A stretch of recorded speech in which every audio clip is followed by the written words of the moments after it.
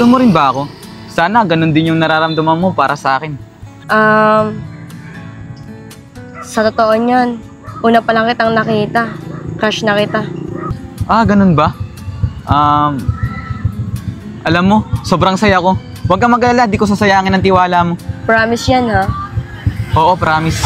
Sana sunduin niya ako bukas. Naku, Bes, mukhang malabo yun. Eh, andyan na ate mo, di ba? Hindi yan. Susundin ako ni Jex. Ay, Angel. Kanina pa uwihan natin ah. Ba't di ka pa umuwi? May pinuntahan pa kasi kami ng besi ko eh. Bakit? Wala lang. Pauwi ka na ba? Sumuyatid na kita. Ako ba siya? O sige, tara, yatid mo na ako. Uy, hindi ikaw. Si Angel yung tinatanong ko eh. Ah, okay. Akala ko pa naman ako. Payag na pa naman aketch. Ano, Angel? Payag ka na ba? Tara, atid na kita. Oo siya, nauwi na kami. Ikaw bahala kung gusto mo sumabay. Tara na, Bes. Oh, Angel. Nangyari sa'yo? Ba't ka umiiyak? Ate, wala to. Huwag niyo na lang pong pansinin. Bes, pati sa ate mo, itatago mo. Dapat yung pong malaman yung totoo. Hindi po siya nakapag-exam dahil pinatalo po sa sugal ng tita nyo ang pang-tuition niya. Ano ka mo? Pinatalo ng tita ko yung pang-tuition niya. Eh so ano pa yung pinaghirapan namin ni Mama sa ibang bansa? Ano yung wala lang yun? Anong gatrabaho kami para sa kanya? Para pang sugal niya? Asan ba yun? Kakausapin ko yun! Ano ba yan? Ang ingay nyo! Natutulog yung tao! Aba, buti naman nagising ka pa. Sana nga hindi na eh. Nakakatulog ka ba sa ginawa mo sa kapatid ko? Pinagtalo mo yung tuition niya para sa kasiyahan mo! Di ka ba nakakasensya? Wow! Makapagsalita! Baka nalilimutan mo, tita mo ko! Nanggaling ka lang abroad, kala mo kung sino ka na! Eh ano naman, kung nag-a-abroad kami, at least kami, yung pinaggagastusan namin, galing sa pinaghirapan namin. Hindi katulad mo, nangungupit ka na, tapos gagastusin mo sa kung ano-ano mga kagustuhan mo. Hindi ka ba naawa sa pamangkin mo? Ha? Oo, pinatalo ko sa sugal yung pera ng kapatid mo. Wala kang pakialam! Bakit? Ikaw ba nag-aalaga dyan sa kapatid mo? Ako ang nag-aalaga dyan sa kapatid mo. Ang kapal din pala ng mukha mo eh, no? Pagkausap mo kami sa telepono, napakabait mo. Lalo-lalo na pag hihingi ka ng pera, hindi ka ba nahihiya sa ginagawa mo? Ako mahihiya? Bakit ako mahihiya? Ako nagpaaral sa nanay mo pero anong ginawa? Nagpabuntis lang. Eh bakit dinadamay mo dito yung nanay namin? Naigit ka? Eh di magpabuntis ka din! Para quits kayo! Ate, tita, tama na po. Hayaan nyo, kakausapin ko na lang po yung teacher ko na bigyan na lang po ako ng panibagong exam. Oh, yun naman pala eh! Buti pa yung kapatid mo, madaling kausap eh, ikaw! Ang dami mo pang satsat! Ah, ganon? Puro ko satsat? Halika rito! Papakita ko sa'yo na hindi lang ang puro satsat! Lumayas ka sa pamamahay namin! At huwag ka nang babalik! Tandaan mo tong babae ka! Pamangkin lang kita! Bukas na bukas, babalikan kita! Kahit bumalik ka pa, wala akong pakialam! Umalis ka na!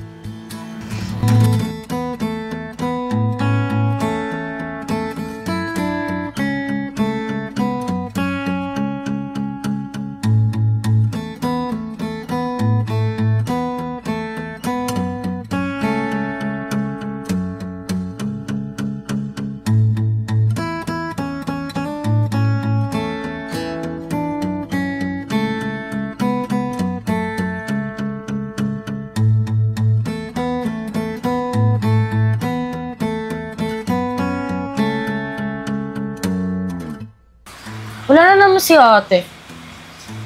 Asan kaya siya? Siguro nagkita na naman sila ni Jex. Lord, ngayon lang ako nailabo. Huwag mo naman ibigay sa iba. Please, please. Lord, sige na, ibigay mo na sa akin to. Promise, magpapakabait ako lalo.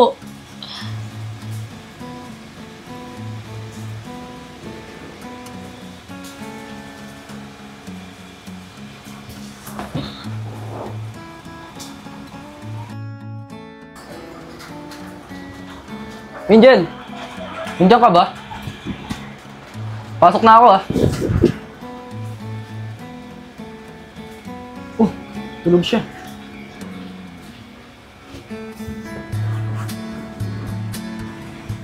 Paano kita hayaan yung mabas? Tulog ka pala. Hayaan sana kita mag-date. Sana, Angel, magbago pa ang isip mo.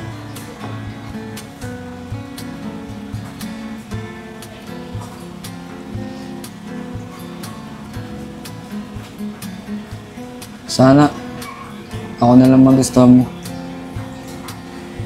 Sorry Angel ah. Late ko nang nasabi ang nararamdaman ko para sa'yo. Mahal na mahal kita, Angel.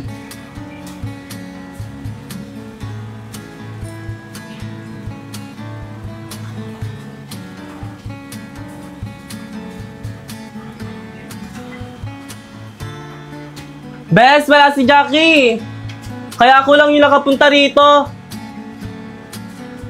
Hoy lalaki, ang ginagawa mo sa beshi ko? Manjakis ka, lumayas ka dito! Teka lang, wala akong ginagawa. Lumayas ka dito!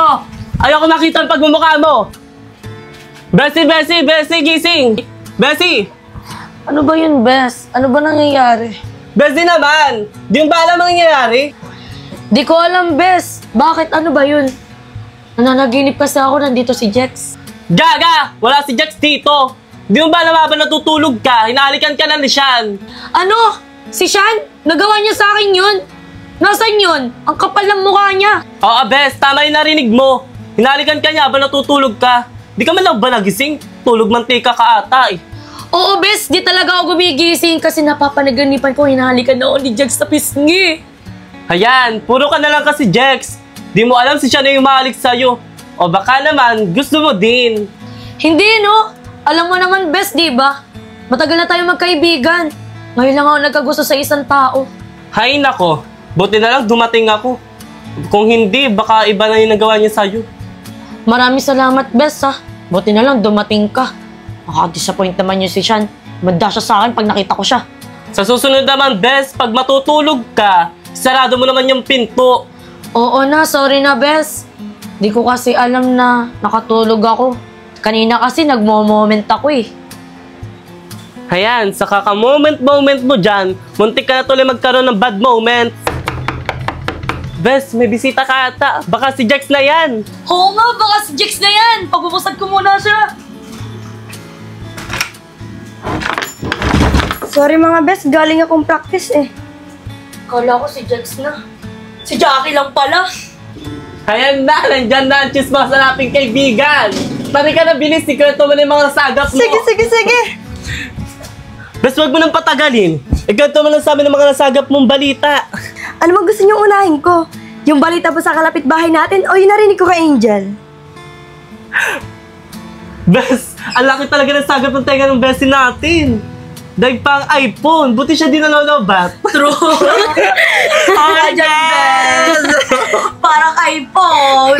Grabe naman kayo sa akin, buti nga may beshi kayong malakas sa signal eh. Pag mo naikwento yung kay Angel, alam ko na yun. Andito nga ako, di ba? Unahin mo naikwento yung sa kapitbahay natin.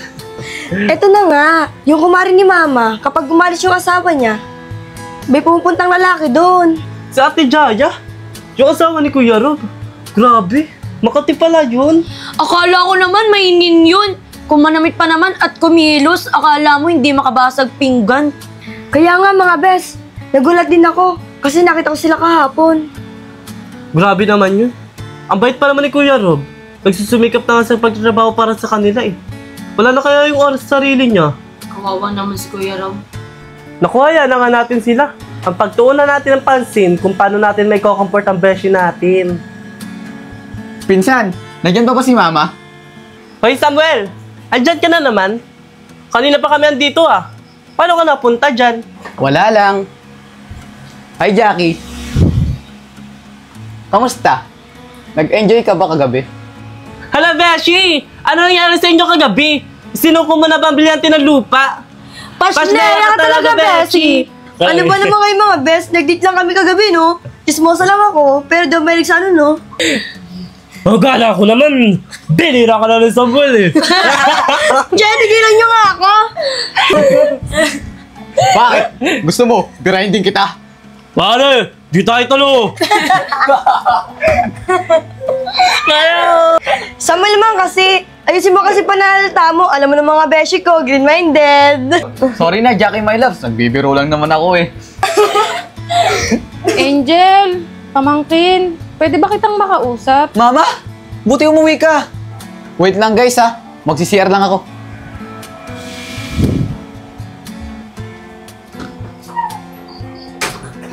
Ay, bumalik na naman siya sa CR. Ano pamangkin? Okay lang ba na makausap kita? Opo, okay lang po, tita. Mga beshi, okay lang bang iwan niyo na kami ng tita ko? Sige, Beshi, uwi na kami. Gabi na rin naman. Uy na kami. Ingat kayo guys ah. Pamangkin. Pumunta dito si tita para manghingi ng tawad sa'yo. Kasi yung pera na pambayad mo sana sa tuition, nalustay ni tita sa pagsusugal. Sorry talaga. Tita, alam mo naman di ba? Na pinaghihirapan nila yung perang kinikita nila sa ibang bansa. Di nila pinupulot yun. Oo, alam ko naman yun. Kaya nga pumunta dito si tita para manghingi sa'yo ng tawad. Sarah, mapatawad mo ako kasi yung pang-tuition mo, nagastos ko para sa pagsusugal. Inuna ko yung sariling kasiyahan ko. Samantalang ikaw, umiiyak na pala dahil nagastos ko yung pang-tuition mo. Sorry talaga. Tita.